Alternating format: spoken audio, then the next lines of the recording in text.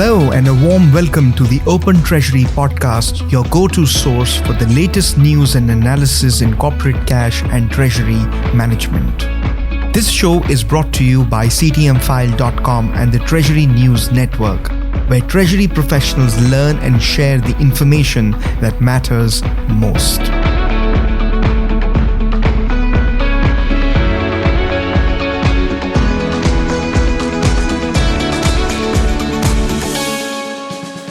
I am your host, Pushpendra Mehta. Joining me today is Paul Galloway, Senior Director, Advisory Services at Strategic Treasurer. Paul, welcome to this edition of the Open Treasury podcast. Thanks for having me again, Push. Always a pleasure being here. Thank you so much for taking the time to share your thoughts with us on topics that impact the world of corporate treasury management and beyond. Let's delve deeper and get your perspective on our topics for today, namely 7 cost control methods to be used by Treasury during periods of uncertainty and inflation. More UK companies are struggling to understand how to combat cybercrime. International businesses from 9 major economies are increasingly optimistic about their growth prospects in the Association of Southeast Asian Nations or ASEAN. And finally, the future of cross-border payments. Our audience can read articles, interviews, and industry roundups by visiting CTMfile.com or by following the links in our show notes. Let's start today's discussion with our first news story, 7 cost control methods to be used by Treasury during periods of uncertainty and inflation. With increasing financial pressures, firms are being forced to trim costs. Fears of recession and other economic uncertainties and interest rate fluctuations cause more Treasury professionals to keep their money close, according to the 2023 Association for Financial Professionals or AFP Risk Survey report. Nearly half, or 49% of all the respondents in the AFP Risk Survey reported that macroeconomic risk will have the greatest impact on organizations' earnings in the next 3 years, followed by financial risk and business operations interruptions. The belief among Treasury professionals that macroeconomic risks will significantly influence their organization's earnings is not surprising, given that persistent inflation and interest rate fluctuations have weighed on global economic activity in recent times. Treasury departments are looking to manage external and internal costs to help preserve their organization's margins and protect against economic headwinds. To do so, they intend to use 7 cost-cutting methods. First, review pricing of Treasury risk and payment products. Second, seek vendors that offer more favorable terms. Third, reduce capital expenditure. Fourth, extend days payable outstanding. Fifth, reduce days sales outstanding. Sixth, decrease days inventory outstanding. And seventh, reduce the number of items carried in inventory. Paul, Treasury departments are focused on curbing expenses to help preserve their organization's margins and steer them through challenging times. Among the 7 cost containment methods mentioned in this article, which are the 2 or 3 methods do you think would be the most important or impactful from a corporate treasury perspective? Yeah, this particular article, there's a lot of good information in here. Certainly from a perspective of macroeconomic or financial impact or risk associated with what's going on in today's economic times, companies have already been impacted. The financial risk is there. The macroeconomic risk is there. Inflation has been persistent. Interest rates have continued to rise, and there's been pressure across the macroeconomic or global space when it comes to supply chain. So there's been a lot of stressors along the way over the last several years. And so it's no surprise that companies and treasurers are trying to find ways to battle these particular things. When I think about pricing of treasury or risk and payments and products, this is certainly an area where I think that treasurers can look. They're looking at their upstream and downstream cash flows and what that looks like, trying to optimize that in particular. There can be some challenges when you're thinking about cash conversion cycle and how you're going to manage that. So when a treasurer approaches that and says, well, I need to get sales in the door quicker and I need to extend my credit further, the counterparties on the other side may be trying to do the exact same thing. So I think there can be challenges when it comes to those two particular items that are listed in here. What I think is an area where there's opportunity is for treasurers to seek vendors with more favorable terms. I think this is where, I think they could easily make an execution, a transfer from one third party that they have a partnership with to another that's going to provide them more favorable terms. The thing is that treasurers just need to be aware of the reliability, dependability of that new partner. They need to check that. So they need to make sure that they ferret that out. So it's an opportunity, which I think makes sense. And it's one that you should be doing on a regular cycle if you're not already doing that as a treasurer. Every 3 to 5 years, typically corporate organizations will do RFPs or RFIs to investigate, is there an opportunity to make a switch with from one organization to another where there's comparable services and products, but in more favorable terms to the organization. So that's definitely one area that I think treasurers should look. The other area is around capital management. And Push, you've heard me talk about capital management several times before. So when they talked about in this article, reduce capital expenditures, I look at it as more as not reducing, but optimizing capital expenditures. So you're looking at your balance sheet, understanding what levers do you have available to pull. And you think about the strategic needs of the organization as capital meeting those strategic needs. You certainly don't want to deploy capital in a way that the risk return profile doesn't meet the strategy in the given environment. And you end up creating financial risk by making a decision of deploying capital or not deploying capital. It can work both ways. So I think treasurers need to, focus on the optimization of capital expenditures.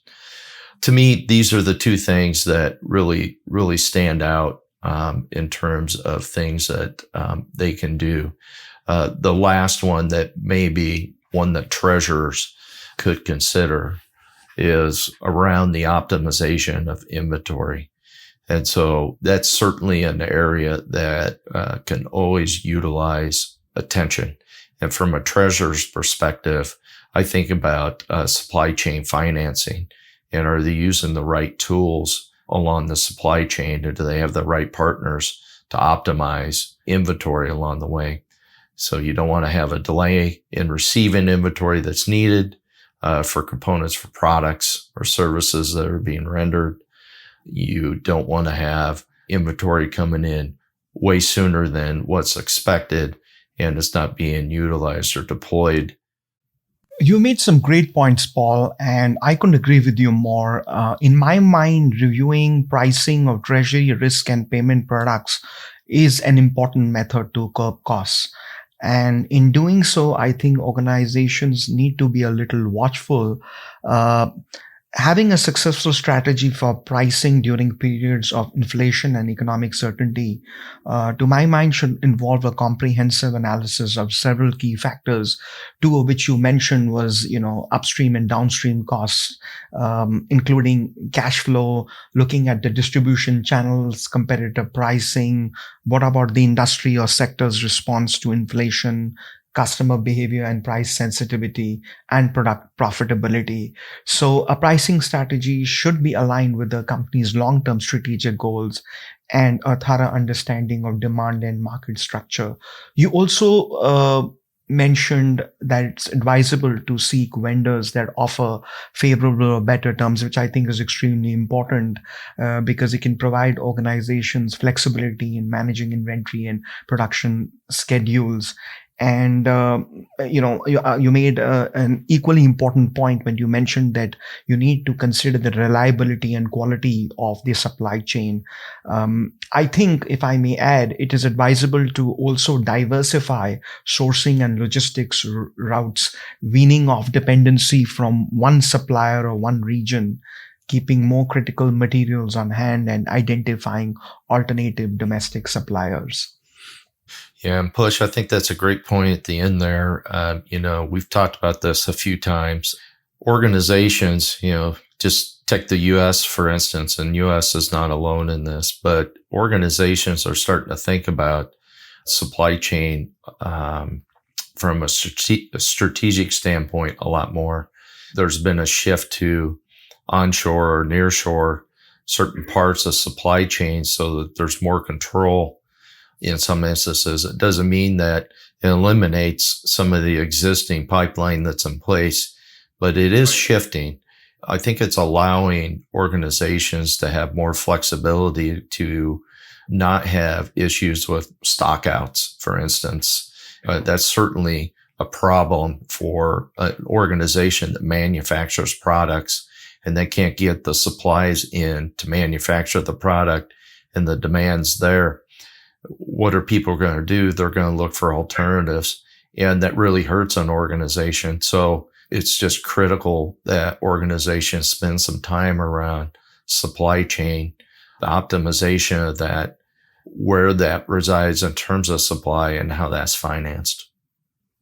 You're so right. I absolutely couldn't agree more. And those are great points. From curbing cost and expenses in Treasury, let's shift the conversation to cybersecurity. Our next news item that merits discussion revolves around more UK companies failing to address cybersecurity. Increasing number of UK businesses are struggling to understand how to combat cybercrime, putting them at an increased risk of cyber attacks, resulting in crippling costs such as multi-million pound ransoms, litigation, and reputational damage, states a new report titled Effective Board Governance of Cybersecurity, a Source of Competitive Advantage. The report was published by Citi, one of the UK's leading cybersecurity consultancies. The report highlights a striking 38% surge in global cyber attacks in 2022 compared to 2021, based on findings from Checkpoint Research. This concerning proliferation is clearly evident in the UK, where there have been 2.4 million instances of cybercrimes in the last 12 months, as per the UK Cybersecurity Breaches Survey 2023. Concerns about cybersecurity are growing in the UK and elsewhere, even as a variety of increasingly sophisticated, targeted, widespread, and undetected cyber attacks are being perpetrated. Paul, with cyber attacks becoming more frequent and severe, is it time more corporations in the UK and elsewhere, their treasury departments and boards, get more cyber engaged and take actionable steps for improved cybersecurity governance? Yeah, Push, this is certainly not unique to the UK, as you point out. This is a global issue. It's not going away. Matter of fact, it's probably going to continue to grow. In terms of crime, the ability for these attackers to extract large sums of cash from organizations has definitely been shown. We had some recent attacks here in the U.S. With MGM Grand and Caesars. So that was a pretty significant attack that happened not too long ago. I think it's at a point where cybersecurity is critical to an organization. So it needs to be at the senior management board level, front and center, and talked about. And organizations, when they think about spend on cybersecurity, it's like having an insurance policy, right? You want to make sure that you and your family are protected. Whether it's your house or your vehicles or your life, you go out and you get an insurance policy to protect that. Well, it's the same kind of thing with cybersecurity. The spend on cybersecurity is an insurance policy that you're trying to protect the treasurer of the company, the firm, or the organization. It's critical. And there's various aspects that they need to focus on, whether it's the interior with the systems and access to critical data within an organization, or it's the perimeter, trying to keep cyber criminals, cyber attackers from infiltrating your systems to the people in an organization that receive emails or see people walking into buildings or find fobs or other things that may have malicious content on it that could hurt an organization or cripple them, put them to a standstill temporarily until money is extracted to the criminal on the other side. This is a necessary cost. It's a necessary spend. If organizations aren't doing this, if they aren't staying on top of it because it's ever changing, they risk losing significant amount of money through these attacks. It's not a small amount. It's millions and millions of dollars that are being extracted every time one of these things happen. It's also not just a public company or a private company issue. It's also a governmental issue as well. When you think about criminals having the ability to hack or attack infrastructure within a country, that also presents major problems and issues. So when it comes to this, whether it's organizations with senior managers and boards, or whether it's government entities with elected officials or people that are employees of the government, cybersecurity needs to be top front. No, that's a great analysis and terrific recommendations right there, Paul.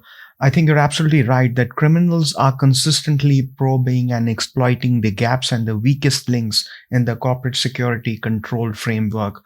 So much so that predictions from cybersecurity research firm Cybersecurity Ventures suggest that the cost of cybercrime to business could reach 8.4 trillion pounds annually by 2025. The research firm Cybersecurity Ventures has also said that if cybercrime were measured as a country, then it would be the world's third largest economy after the US and China, which sure is a stark warning to organizations worldwide. And with cyber attacks, as you know, becoming more frequent and severe, it is important for not only corporations in the UK, but also for international companies to strengthen their cybersecurity resilience and mitigate cyber risks. In addition, I think it will also require Treasury departments to have ongoing and specific payment security training like securetreasury.com for organizations and their employees, which is distinct from general cybersecurity training. This will help in preventing and fighting payments fraud and reducing the impact of such losses in a world of faster and instant payments.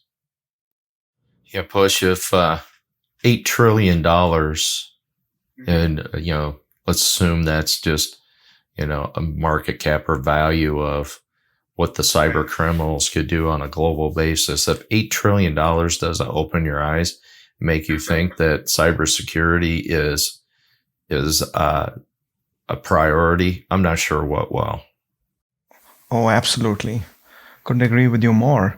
Let's move forward to the third news item that warrants discussion, which is about the international businesses having growing confidence in the Association of Southeast Asian Nations, or ASEAN. Research commissioned by HSBC shows that international businesses from 9 major economies are increasingly optimistic about their growth prospects in Southeast Asia.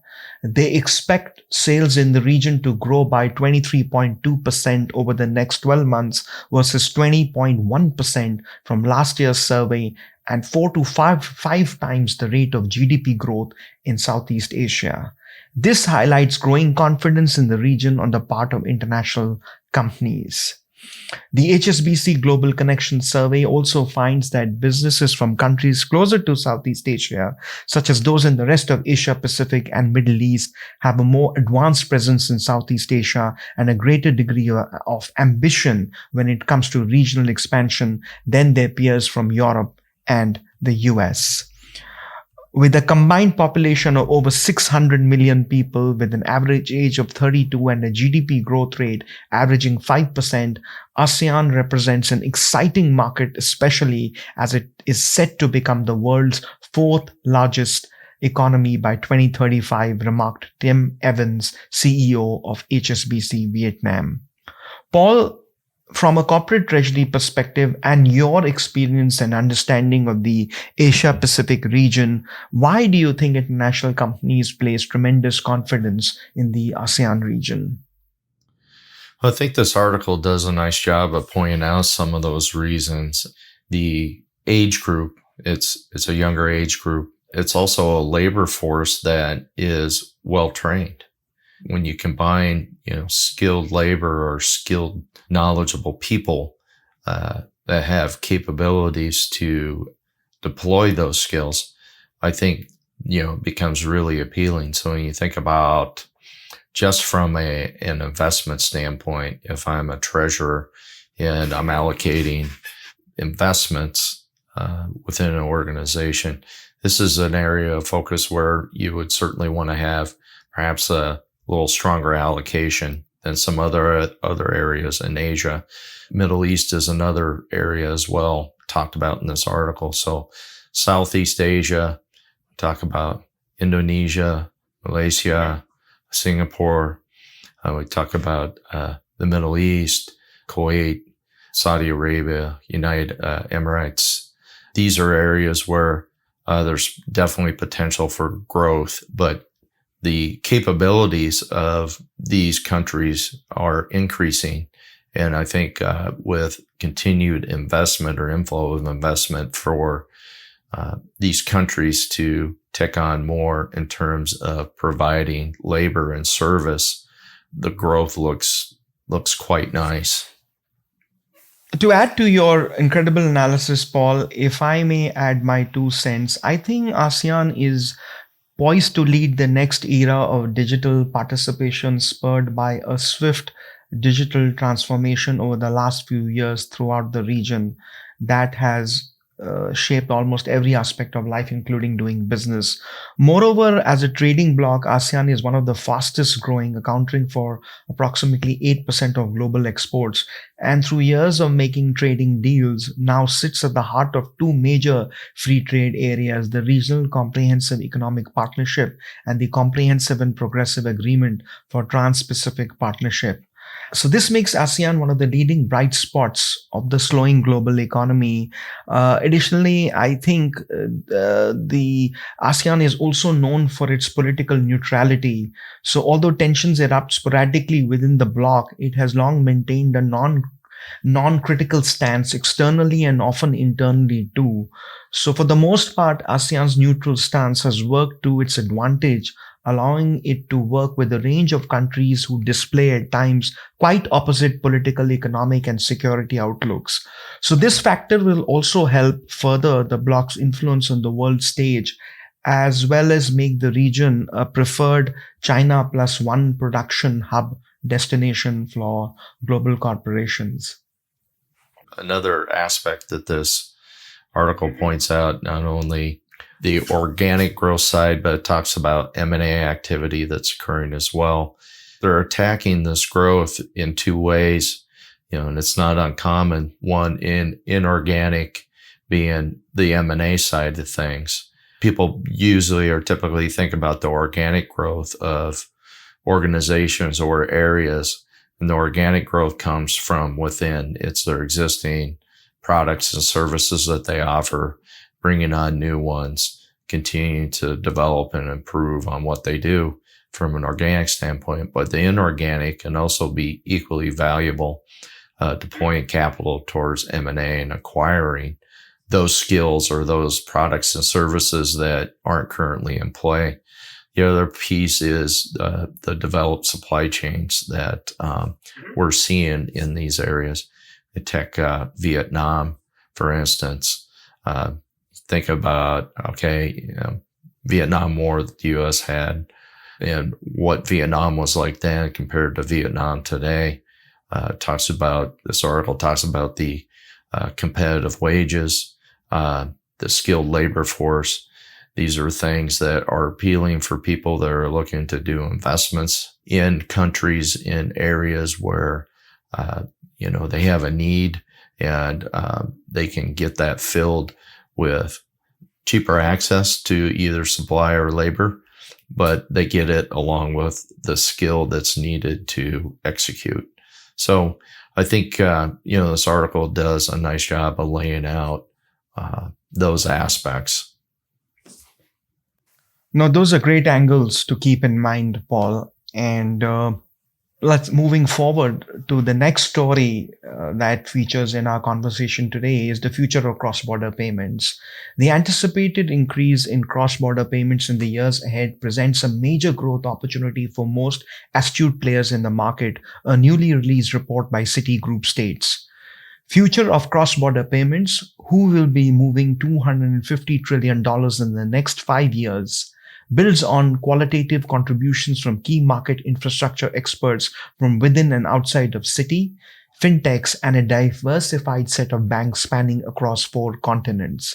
It also outlines the key findings from a survey of more than 100 of Citi's financial institution clients.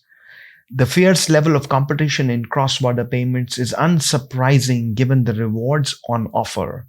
There is a race emerging between new entrants and existing players, often with new business models, to seize a slice of the cross-border payments wallet, said Shamir Khalik, Global Head of Services at Citi. Paul, from your experience and what you have reviewed of the Citigroup's report on the future of cross-border payments, do you think a new era in cross-border payments is coming where it will grow at a staggering rate and will also be one of the key areas that will shape the future of payments? I think this article does a nice job of kind of laying out some of the aspects that lead to the idea that cross-border payments are going to be in position to really grow. I think some of the aspects that help that in this article points it out, are around the technology and the payment rails that are being developed. And so we're seeing, a lot more use of technology, whether it's APIs or blockchain or otherwise, to execute or create payment rails for execution, which opens up the door for more cross-border payments.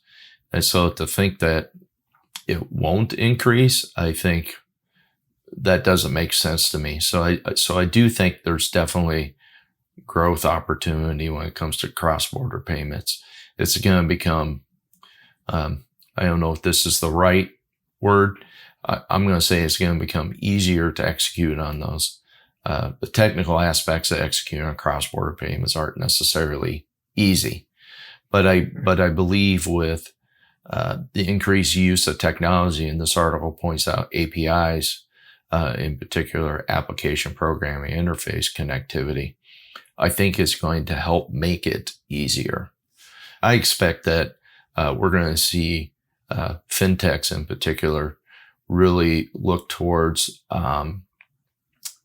greater or increased use of APIs for making that connectivity so that cross-border payments can happen. So it really makes sense. And especially when you think about the demand on receiving cash sooner. So whether it's real-time payments or same-day payments, we're seeing that the pace or the speed of payments in general are picking up. With cross-border payments, it has a great opportunity to ride along with that and make that happen. Wonderful. Finally, Paul, what is your choice for the biggest or most important story of the past week and why? The past week, I made the comment around the hack at MGM Grand. I think that was, that was definitely a big deal. That's not a small platform when you think about the personal identifiable information that the cyber criminals had access to, and the ability to shut down the casino associated with that. So I think, that was definitely one of those eye-opening things. People need to pay attention to cyber security. We talked about it earlier. I think it's critical that organizations put that top in front of mind, and that they get prepared to spend some capital on ensuring that the interior and exterior of their organizations are protected appropriately, that they are training their people appropriately.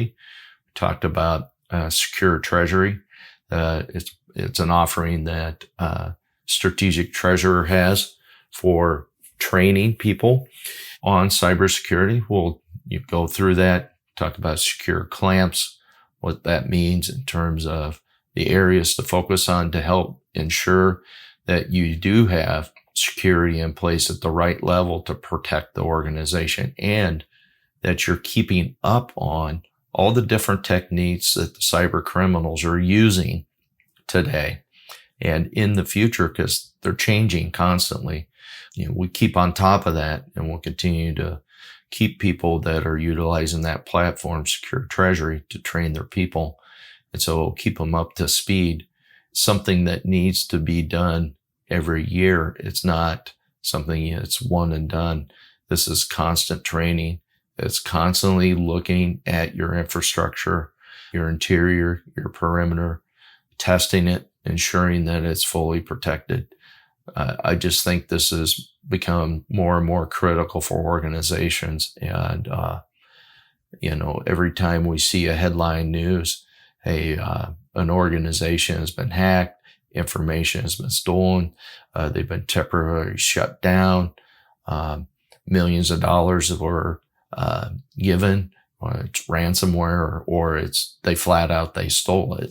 It's critical that organizations take the steps to ensure that they're appropriately protected. No, that's a great recommendation. SecureTreasury.com offers new age, cutting edge payment security training courses, particularly for treasury and finance professionals. And I would recommend everybody who has listened to this podcast to go and check out SecureTreasury.com.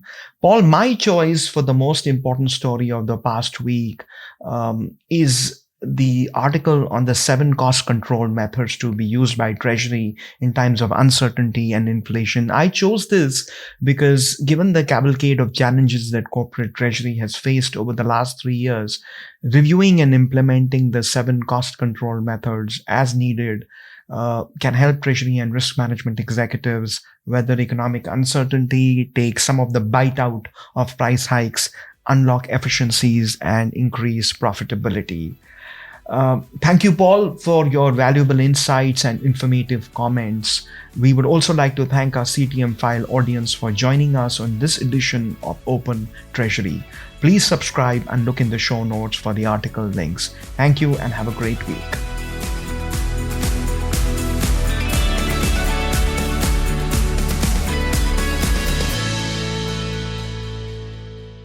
This podcast is provided for information purposes only, and statements made by CTMfile or guests on this podcast are not intended as legal, business, or consulting advice. For more information, visit ctmfile.com.